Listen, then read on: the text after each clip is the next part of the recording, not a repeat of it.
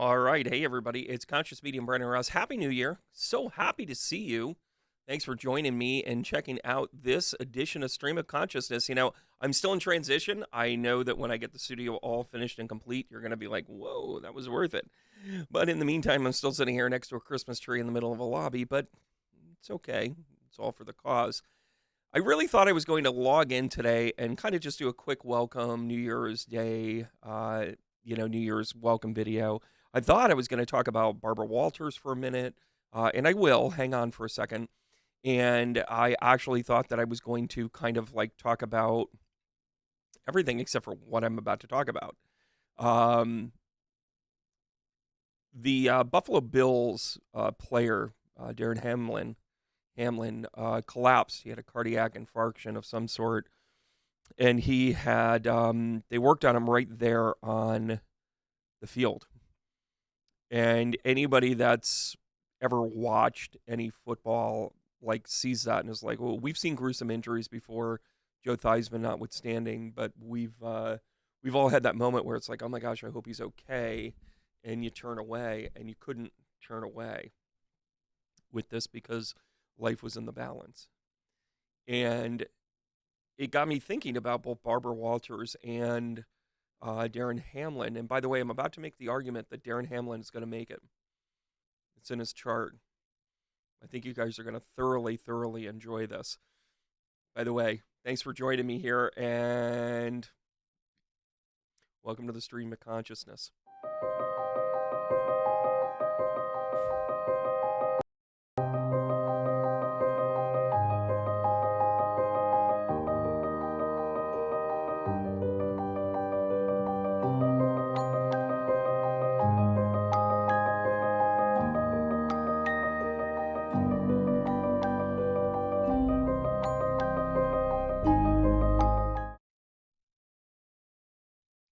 All right, everybody. Hold on a second. There we go.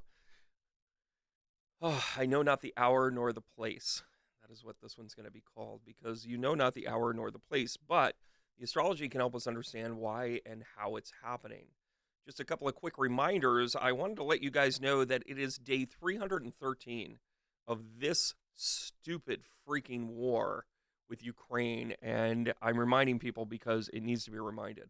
We cannot become desensitized to this. We cannot think that Ukraine is going to come here and ask us for money every 3 to 6 months and think it's okay. And we need to escalate this. We need to. It's not just because we give them the money, give them all the money. Let's stop killing kids. Sorry, it's a thing. Let's stop the genocide. Let's stop the warlike tendencies of a child. We did it here in the United States. I know we can do it there. But day 313, I will not let you forget that. It's just not going to happen, guys. If that's a bummer to you, then keep moving on. I also wanted to talk about my good friend. I'm going to hide my logo here for a second. I'm going to give you a little bit of crystal love. Oh, Sandy. Sandy actually has a crystal certification coming up. Click on the link below to take a look at if she still has space. She's only got a few spots left. She keeps those classes a little tight because she really gets down to the nitty gritty. She teaches you how to use your crystals to heal both yourself and do it with work that goes hand in hand with any other energy practitioner work that you might already do. So, great segue for that. Take a look at Sandy. I highly recommend her, and her knowledge of crystals are second to none. Okay. Now, let's take a look at, first of all, Barbara Walters. I mean, Barbara Walters, as we know, she passed away on New Year's Eve. And I actually thought I was going to be talking about the similarities between this incredible American icon and Betty White, who passed away almost virtually the exact same day in this time last year. And if you recall, it was really kind of a recap of, of how much Betty White was an American icon and how she, fought the establishment and how she, actually faced racism. A lot of people don't know this, but she had a variety show and she brought on a black tap dancer, and the executives went nuts. They're like, "Are you nuts?" And she said, "This guy's damn good, and if he goes, I go." And she put her life on the line. She put her career on the line, and it came through every time. Well, now let's draw the similarities here to Barbara Walters. She broke the glass ceiling. She made sure there wasn't one when it came to journalism. She made sure that when people thought of journalism that there was integrity and that there was a feminine energy connected to it. Barbara Walters was the first to anchor an evening news show. She was part of 60 Minutes. She was part of 2020. She was part of the Today Show. She was the person that they would go to, and she was no nonsense, brass tacks. And when you take a look at her chart, and her chart really has some interesting and cool stuff in it. I actually chose to show the time that she passed, give or take a few minutes. Again, it doesn't necessarily have to be exact for either the birth date or the time of passing, because it's really proximity, and it's really kind of establishing how she is. By the way, rule number 4: don't cover your face. Good job, Brandon. Way to go! Yay! By the way, when I build in all my tools and whistles, I will have a crowd. So a couple of things right out of the gate. I want to talk about why she passed in peace, right? And why she was such a trailblazer. If you take a look at the inner side of the wheel, you take a look at her first house. She was a sun in Libra. She was also a Libra rising. What does that mean? Equality, equality, equality. She screamed she was going to break some glass ceiling, if not in this or in some other um, line of work. She was also a Cancerian in the 10th house. Now, Cancer's in the 10th house. 10th house is, of course, about your career. She could have very easily became like a doctor or a nurse, or became, even the lead secretary that kind of like held the glue together. But instead, she chose to use her voice. Why, do you say? Well, then look at that Saturn sitting there in the 3rd house. She is absolutely going to be very clear. And as a Sagittarian in Saturn, she's going to be a trailblazer with us. And that was, of course, in opposition to Jupiter. Sorry, moving a little quick here. But Jupiter was a very important placement for her because it's in the 9th house. She was genuinely curious. That's why she was always asking the questions. That is why she was always trying to pull things out. By the way, don't think she was powerful? Take a look at where Pluto is placed. There in the 10th house, right there in Cancerian energy. Guess what? She was a natural born leader to rip the band-aid off and show you exactly what she saw. Now, on a personal level, take a look at what went on in the 6th house on the day that she passed. Jupiter was in opposition, and by the way, in her natal chart, she's got a wide wide square to her sun, which is a natural energizer, and it is in conjunct with her moon. So she's gonna do it's that Indiana Jones placement where it's like you just have that need to explore, and you will always explore, and you will never accept no for an answer. You will never accept the answer as the answer. Now, you look at what Jupiter is doing on the day that she passed, is sitting in her 6th house, the house of health. It is the furthest away from her natal sun. It is also square to the sun. I'm not one to predict because I know not the hour nor the place, but Barbara Walters was headed for a really tough day with this one. Now, a couple of other things that happened on this day is if you take a look at the nodes, her north nodes were near conjunct, which means that her south node was near conjunct. By the way, she is a fixed north node, south node. She's a fixed north-south node. So what that also means is that she also stems from very difficult times that are, when we talk about the fixed energy, if you take a look at the Wheel of Fortune card in tarot, it is the 4 fixed signs on that. And the fact that she has her north node going over her north node in the 8th house, guess what, everybody? That's also the house of death when it needs to be. In conjunct with Uranus, she kind of saw this coming. By the way, another significant date for her was right around her 83rd birthday, or shortly after her 83rd birthday, or before her 83rd birthday, when her Uranus returned. It was actually when she announced that she was going to be retiring almost 10 years earlier. So I think it was in 2013 that she announced that, and then in 2014 she retired. Her Uranus return was in early 2013. So Uranus returns is her way of saying, you know what, guys, I'm out of here. I've done what I'm supposed to do. Somebody pass the torch. And she did that. It's a show called The View. Some of you like it, some of you don't. I'm not critical of it. I think it has good points. I just think sometimes people need to be kept in check. I should totally do the astrology of The View.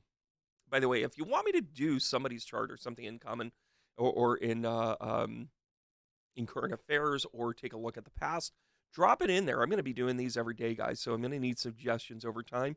Also, in a longer form, today I'm keeping it a little short because I've got a bunch of readings, a lot of things right out of the gate this year for me. Got to finish the studio. But I'm going to be taking your questions, so feel free to send me an email. Click on the links below. You'll get right to my email. Send me an email and just say question in the subject line. Question for stream of consciousness or something like that, and make sure it comes to me. But taking a look at this, it's pretty clear to me why Barbara Walters passed on this day. She has Jupiter at the far extent, not quite um, in opposition, but that opposition energy is certainly far enough. Neptune certainly plays a part into this as well, and so does Chiron. She's done her healing, guys. By the way, she was headed towards her second Chiron return. Her second Chiron return was going to be in about another 4 years, but listen, horseshoes and hand grenades with this one. She's not too far off. And you have Uranus going over her Chiron, her natal Chiron. Her the north node going over her natal north node. So, guys, we've got a lot of activity here and signals as to why it would be her time of passing. In the house of death, sex, and regeneration. By the way, come on, guys, I don't make this stuff up. I'm just reading it. If you don't believe in astrology and you made it this far, you really should like and subscribe. Oh, by the way, if you do like astrology, you should like and subscribe. Last thing I want to point out in this as well is how much activity was going on in the fourth house for her during this time. She is 100%. She was surrounded by family and loved ones. Her family was her power base. You have all of this Capricorn energy. And by the way, astrologers are taking a look at what's going on in that house as it moves around the chart. Right now, it is the first thing we go to. It's the ascending. It's the thing that you're known for. It's the connection with others. It's, the thing that the world knew Barbara for. And you've got Mercury here. Again, it's in a retrograde. You've got Mercury retrograde going on. Retrograde going on. English as a third language. By the way, 313 for the Ukrainian war. But you have this conjunct with Venus and Pluto. You have this conjunct, with the ascending. You have this, when the midheaven speaks, guys, you got to pay attention to it. And then you have Mercury. And of course, the sun, which is kind of a wide conjunct here, but it's still sitting in that house. So the fourth house is in the house of family, everybody. So she was surrounded by family and loved ones. It's the way that it went out there. Mercury, Mercury speaks in this. Mars, of course, sitting up there in the ninth house in retrograde in Gemini is basically saying, guys, I'm good. I'm good. I'm good. I've done this. I'm tired. Time to move on. Now, what does that have to do with an NFL football player? Let me switch over some of the screen here. Thank you, Barbara. We'll bring it back here in a second. I want to talk about Damar Hamlin. He was a 6th-round draft pick. And those of you that don't follow football, I'll give you a little. I'm not going to get all, football geek and, fantasy football and about how I got robbed this year. If they had just allowed the extra point. Anyways, so I shouldn't be gambling anyways, not with this give, baby. So Damar Hamlin is a football player with the Buffalo Bills. He was a 6th-round draft pick 2 years ago. And just to give you some perspective, 1st-round draft picks, you kind of have to make sure they're a don't miss, right? If they have 5 skills, they're at least excellent, at least at 3 of them. They need to be able to hit the field right away, keep going. Short of a quarterback, you're probably not going to necessarily mentor somebody in the 1st round. And maybe, then into the 2nd and the 3rd round, you want them to have some modicum of ability. They can probably start. They can probably walk on and get going right away. And they might have 1 or 2 super strengths. And then hopefully you can fill in the rest. The 4th and 5th round, you're kind of like, well, these guys need development. They need to kind of see the game. Maybe we have a need. Maybe we'll push them out there too far, too quick, whatever. But you'll take the 4th or 5th because you're really starting to fill in your roster. The 6th and the 7th round are really just flyers on people. Maybe they'll make it. Maybe they won't. Damar Hamlin was a 6th-round draft pick. He was a standout star in Central Pennsylvania at Catholic Central School. and then he was signed to Pittsburgh. He injured himself early in his freshman year, and then they redshirted him, so he actually got 5 years in college. And then he became the ACC Defensive Player of the Year sometime after that. And he still went, just to let you know how talented the NFL is, that guy was a standout in his league, and he was drafted at the end, and they just took a flyer on him. That's how competitive the NFL is, just to let you know. Now, Darren was actually somebody that became part of the community. So, and those of you that don't know, Buffalo is about a 25-minute drive from central Pennsylvania. For all intents and purposes, their greatest rival isn't the Jets. It's more like the Pittsburgh Pirates, or Pittsburgh Steelers. Oh my God, do I turn my man card in now? It's the Pittsburgh Steelers, guys. So it's and just to let you know, somebody that gets drafted in the 6th round that becomes a starter, they worked their tail off. They're a physical specimen. They are no nonsense. The guy does incredible charity work. You'll see some of the taglines. And if you didn't see it, I'm certainly not going to show it here. But he basically tackled a player by the name of T. Higgins, who's another standout, wide receiver. Another one of those guys that got drafted kind of in the middle there, but he's really kind of made his mark. And the two of them collided, just like you would see two players collide in any other thing. But he came in a little bit low. There's so much stuff about helmet to helmet that players make sure they duck their head. I don't want to open up a debate about that, but just to let you know that is actually part of this equation that comes into this today. And we're going to talk about the quantum physics as to why he's in a hospital right now. And we're also going to talk about why I think he's going to pull through. Where Barbara had signifiers of passing, Mr. Hamlin actually has the signifiers of pulling through. So here's his chart. You take a look at the inner chart for him. He's an Aries.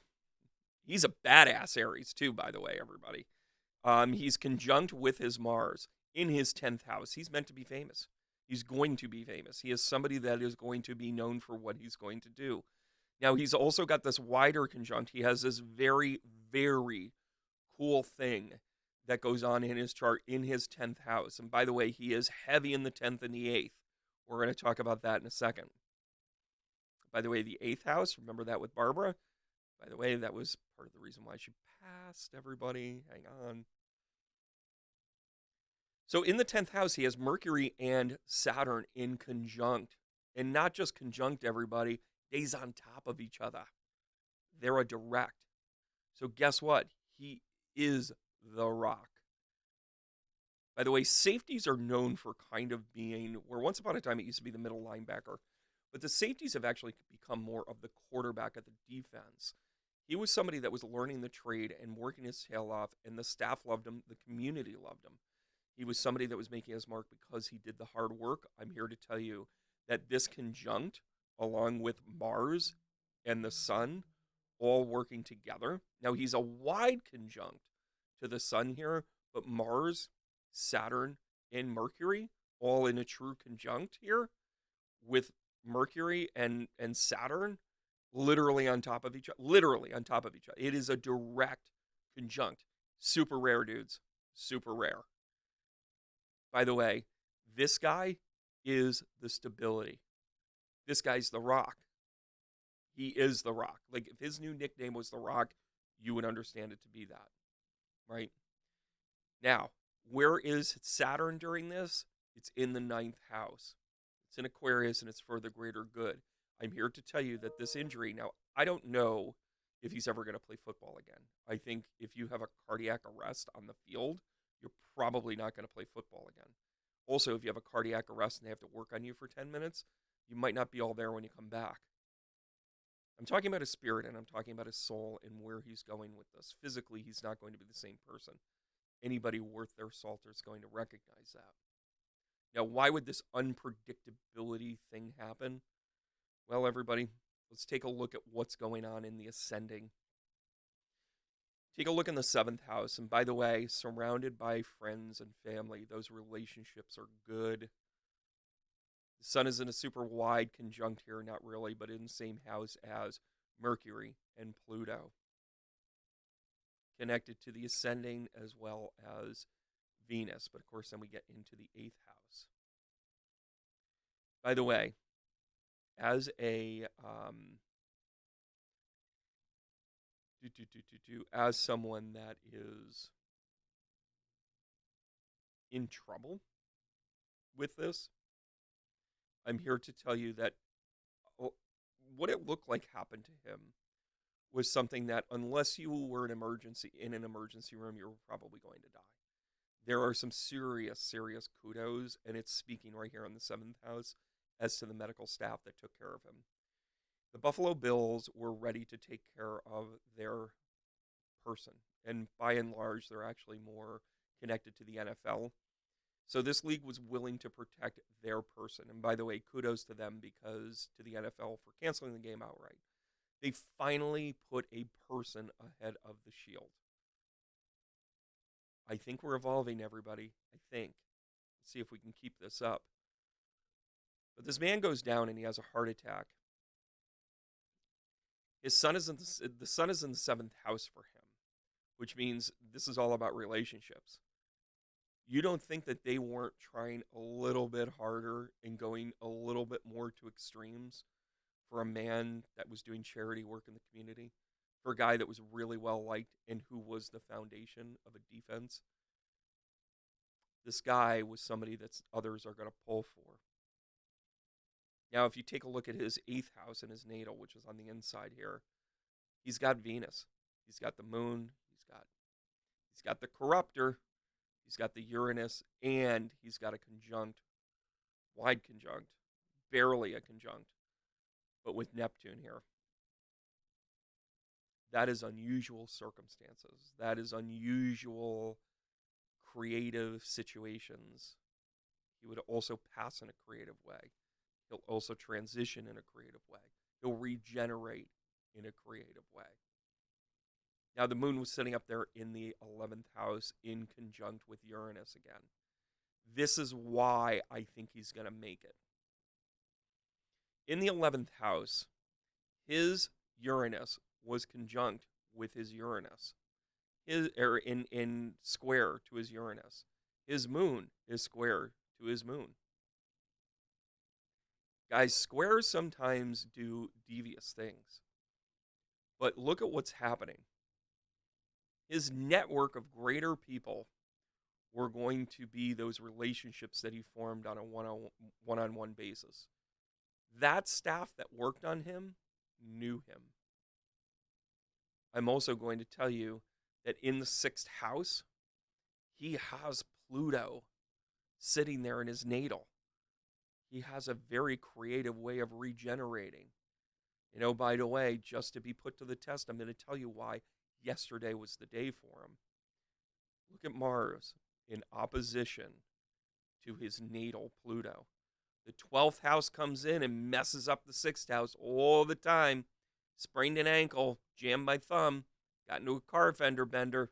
I'm keeping it light for the day. But for him, with Mercury or with Mars in retrograde in Gemini, unpredictability squared. In the 12th house, come on, dog. Crazy shit happens to people like that. And by the way, getting hit in the chest in a way because of the rules of the NFL, because the amped upness of the rivalry, because of, you know, the players that were like, here's my shot at this one, and let me send a little message here and there. And by the way, don't blame T. Higgins. T. Higgins did everything clean, everybody. Everything clean. This is a freak accident. And if the NFL starts saying, oh my gosh, we need to have better tackle rules, we're just going to play two-hand touch and, you know, the empire's over. But when it comes to astrology, Darren Hamlin had a unique positioning with his Pluto in natal in the 6th house, which, by the way, also means that he's going to go about things really, you know, dude was top-notch in his workouts. He was top-notch in what he did. By the way, he might have lived on kale and bacteria because that's what he read was really good for him. He might do something a little bit weird. And by the way, he's going to change his routine regularly because it's in Sagittarius.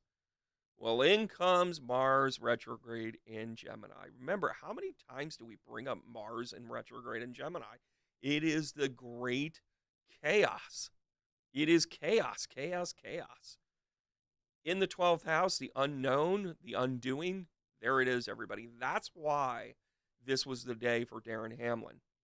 Now, the regeneration that this man has, let's get impressed, everybody. You have Venus both in the 8th house, both in transit on the outside and in his natal on the inside. That is a saving grace in this. The other thing is that the moon is squared, which means that it's a temporary placement. When I say temporary, it's not a long transit. In other words, by the time the sun rose this morning, it was no longer square. It was probably for about 8 hours. Now, on the flip side of that, it also moved away from Uranus. Now, he's got this very kind of cool thing going on with Uranus and the square. That doesn't move quite as quickly. But the houses will change. The houses will move.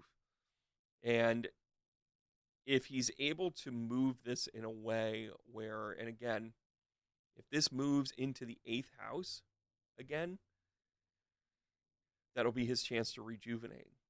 So I'm going to pay attention to this chart as to when he gets released. And listen, I'm an optimist by trade, and I think he's going to pull through this. I don't know that he'll ever play football again. I'm not even sure he's going to have full brain function. And again, I'm also not going to speculate that, but I can say I don't know. There are things within his chart, though, that say he's going to make it.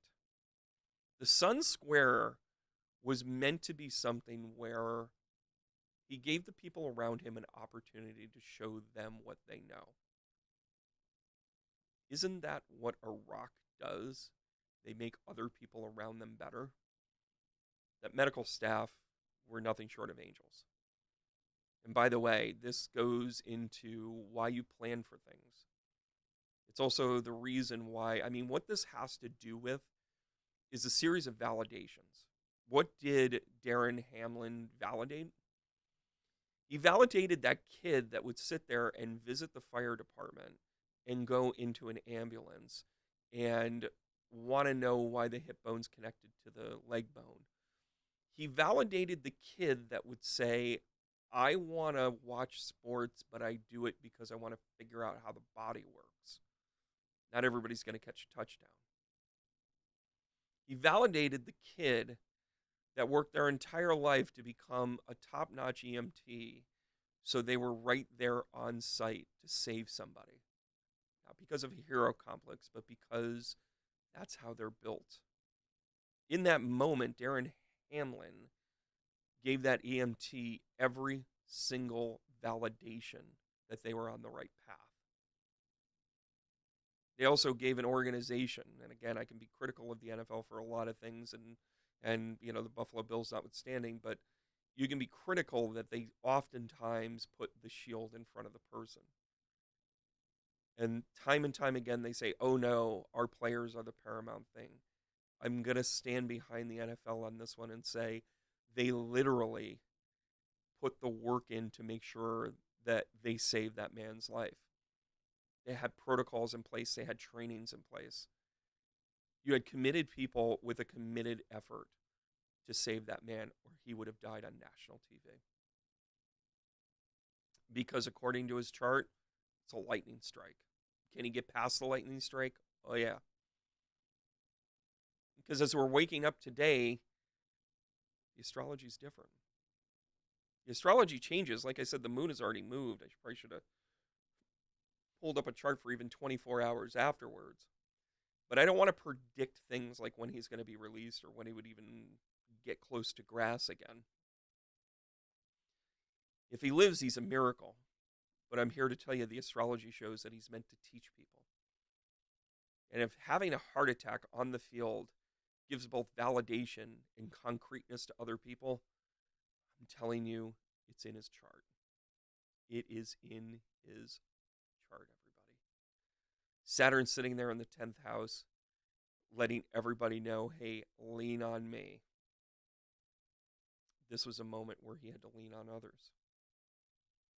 The education of Damar Hamlin is that Jupiter is conjunct with the South Node sitting there in Pisces. Sometimes there's a little bit of victimization that goes on in your chart where sometimes you have to be the victim of something in order to prove a point. This one's one of those signs. Jupiter being smack dab in the middle of this, and it doesn't look like it's a direct influence, but I'm here to tell you I'm picking up on it for sure. So that's the reason why I think Darren Hamlin is going to make it. I mean, I hope he's able to even walk again, be conscious, and be part of a community at a minimum. If he could play again, he'll be nothing short of a miracle, but he's not the first person to have a heart attack and get back on the field if he were to do so. But he would be the person to say, this is how we have to do it differently. The man's fighting for his life, and based on his chart, he's got plenty in his eighth house. He's ready to regenerate. He's going to do this creatively. And as this moves forward, as time moves forward, pay attention to how the astrology helps a person like this. His eighth house has regeneration. It has the moon. It has emotion. It has Uranus, the great rebellion, the great trickster, and the dreams. He was able to live his dream while he was upright. Now, will it keep him alive? According to the chart, I'm going to say yes. All right, guys, sorry to make it such a quick inlay here. I wanted to make sure that I got this one out there. Working on the studio. I'm going to have it squared away by the end of the week. I'm hoping to have it for the Whiskey and Bagel show on Thursday. So I'm kind of still in a makeshift mode. You see my Christmas tree. By the way, be sure to click like and subscribe. Thank you so much. That I really do appreciate that. Share it with others. Let them know that this is kind of a cool channel and how it is that we do it. I really pride myself on doing things that nobody else does. So I want to give you guys a heart tap, remind you guys to simply keep going. I'm going to have more structure with some of this down the road. I'm going to have more guests on here shortly. Be sure to stay tuned and remember, keep going. Thanks again, guys. Oh, thank you.